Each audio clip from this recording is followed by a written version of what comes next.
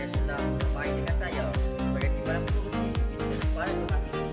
Hari ini saya ada ikutkan buat 5 orang sahaja, tetapi ramai yang hadir secara terbuka di perlawanan Indian Open tahun 2026. Ini adalah perlawanan persahabatan dengan saya lah, bersama dengan timbalan pengurusi dan timbalan pengurusi. Ramai yang main di dalam 12 orang. Siapa yang ada tadi, ada yang main, ada yang main. Dan tahniah memberi sokongan kepada saya dan kepada semua pemain dan kawan-kawan yang berada di sini. Dan saya cadangkan 4 orang saja dalam 12 orang. Ramai tadi ya. Jadi saya ucapkan terima kasih.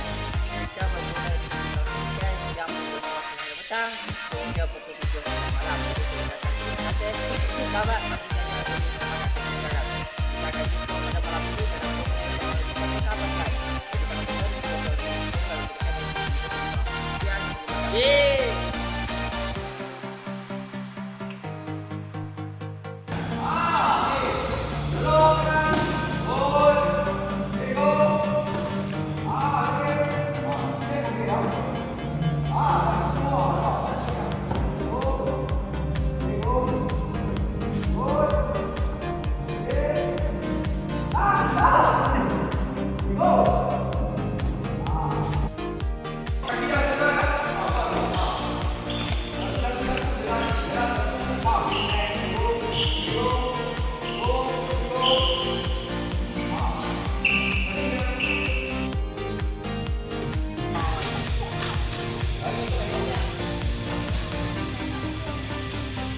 Okey, malam saya nak tengok training latihan weekend untuk nak latih aktiviti bermain dengan saya esok.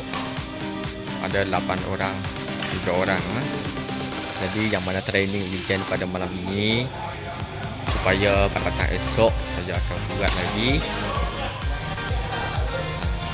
yang bermain dengan saya dalam pengurusi Badminton 5BC pada besok. Okey.